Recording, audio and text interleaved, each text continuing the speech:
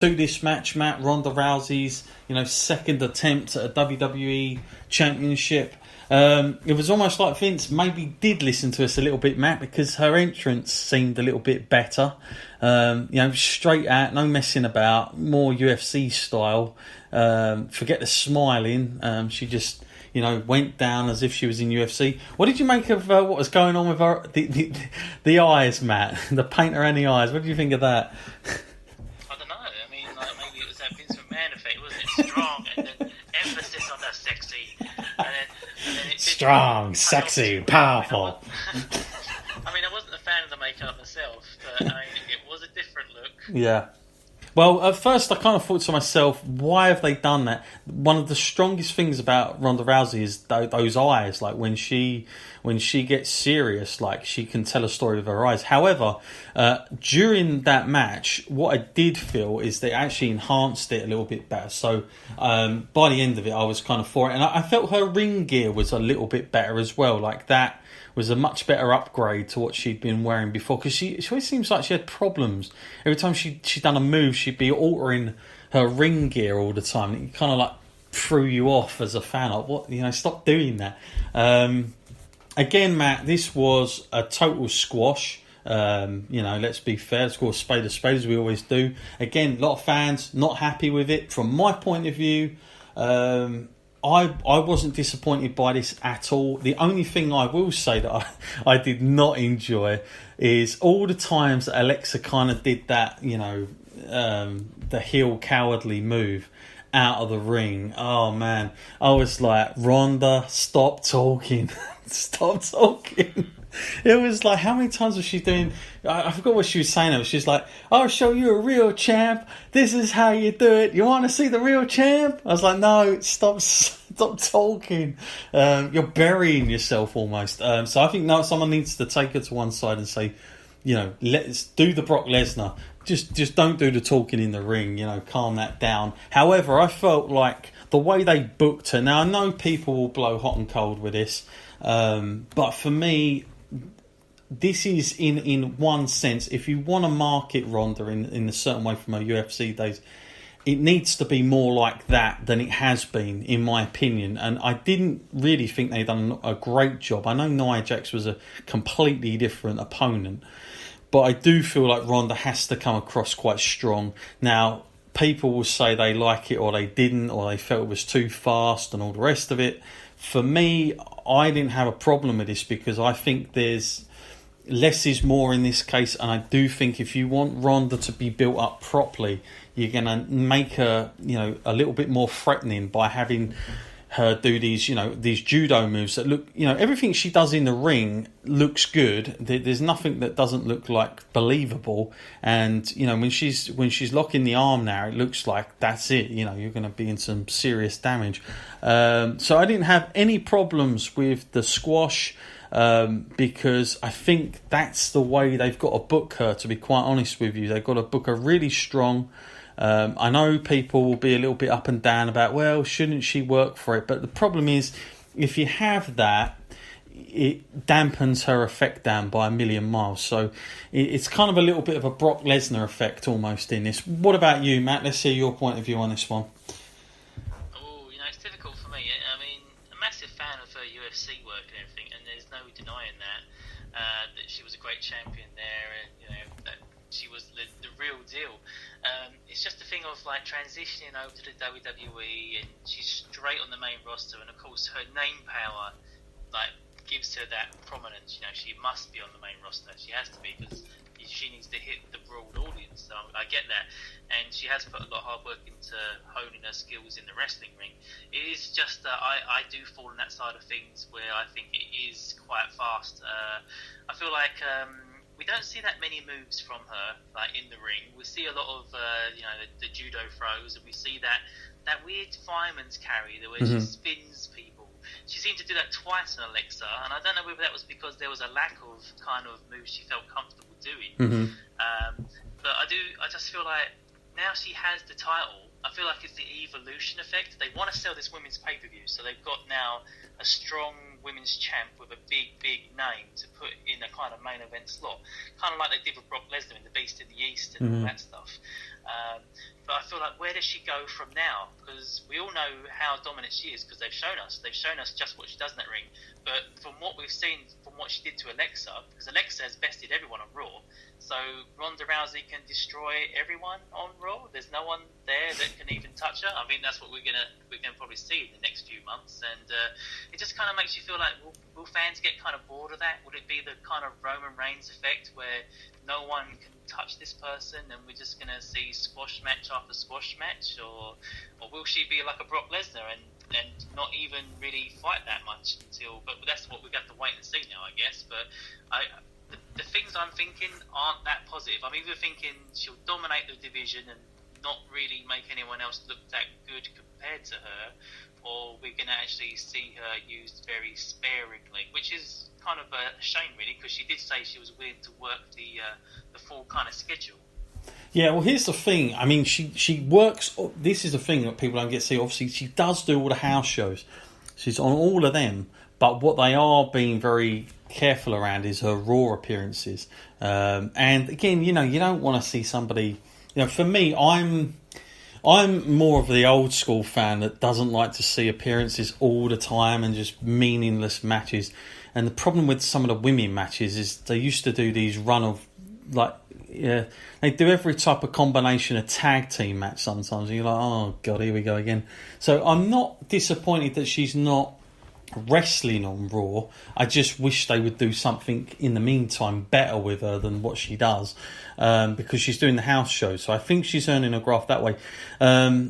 The funny thing was, this morning when I put my Sky Sports News on to check out yesterday's football, there it was, Ronda Rousey. They had like a big headline news that Ronda had won this WWE, and I thought, wow, that never happens for WWE. And now all of a sudden, these legit sports news programs, especially Sky Sports, they're kind of like talking about this as if it's real almost. It's kind of surreal. They were like, let's find out about who she faced last night, what her record was. Doing like proper statistics, Matt, which was just odd.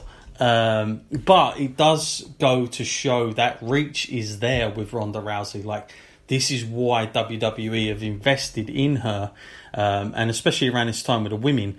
I can only imagine, Matt, that I kind of predict that maybe further down the line that Natalya will be her sort of big sort of push opponent as far as like length in matches. She'll take her a bit further, and obviously going towards those bigger matches, you couldn't imagine anything like that with Charlotte.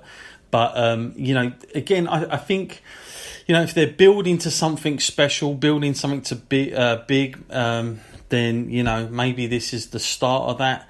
The only thing is with Alexa, it's difficult because because of the character she plays, she's always this sort of heel that likes to get out of things, and it's difficult to know whether that's going to be Ronda's go-to type of match, like really fast, just high blown moves and that's it, or is it just because that was Alexa? Because obviously the match against Nia Jax was totally different to that, and to be honest with you, I didn't enjoy it because I felt like it didn't show Ronda in the greatest light. In fact, I probably have preferred the Stephanie McMahon tag team match over that. But it'll be interesting to see where she goes now from this point, like Matt said, because again, you've got a dominant babyface champion, which is difficult to keep fans on side. So it is going to be an interesting move going forward. Matt, it's worth mentioning, forgot to mention this at the beginning of this, that Natalya came out wearing, of course, her father's recent passing of her father there, Jim the Anvil Neidhart. She was wearing his jacket to come to the ring. I thought that was a nice moment.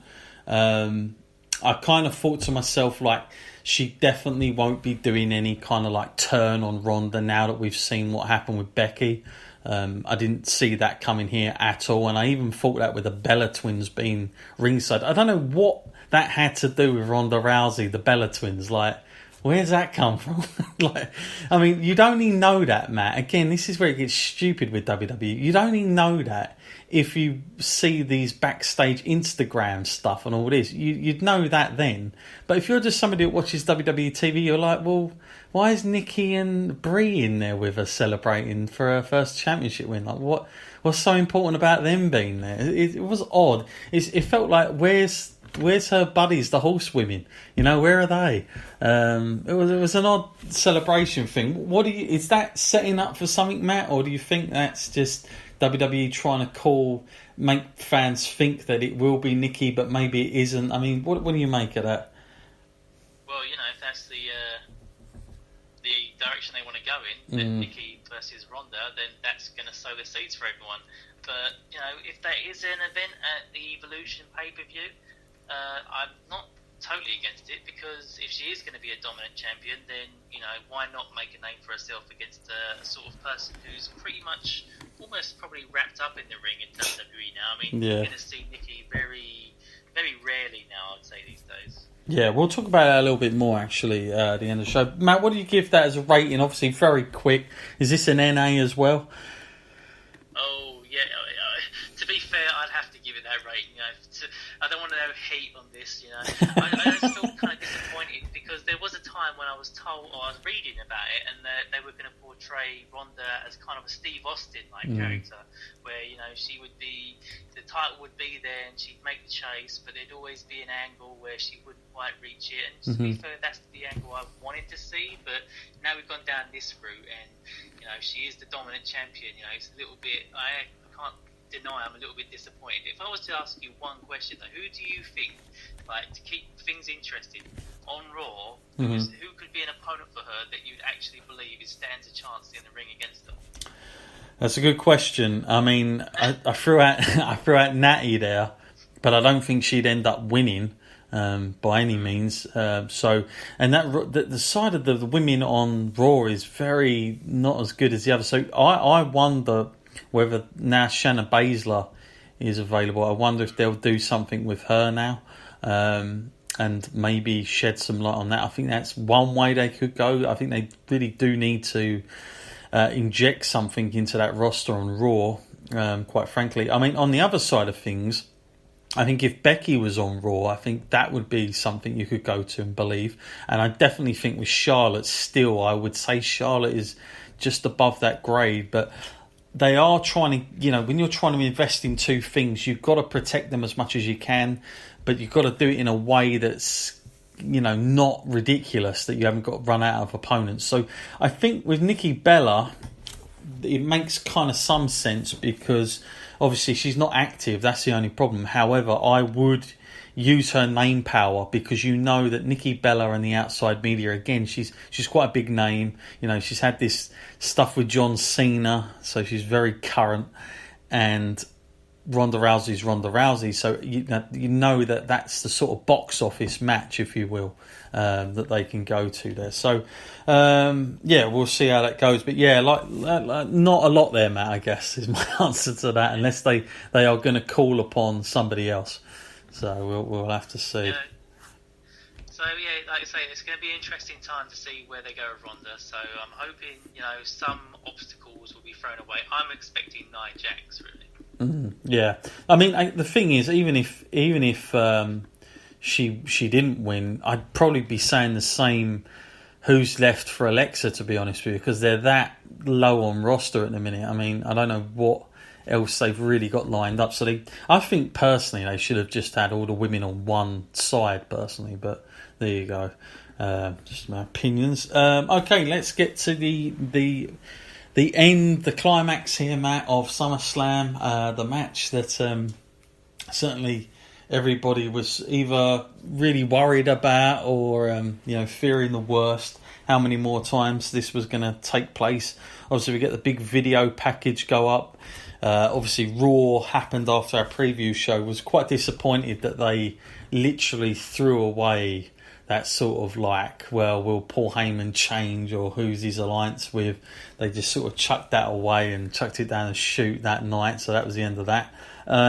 However, I will give WWE some props here. I felt like the the injection, the insertion here of having Braun Strowman, Matt, come out immediately after they'd introduced Roman and Brock Lesnar was a good move on their part, Matt, and it sort of stopped fans from going, crapping on the match and getting into that, because you had Braun just standing there just outside the ring. I thought that was a good move, a good strategic move.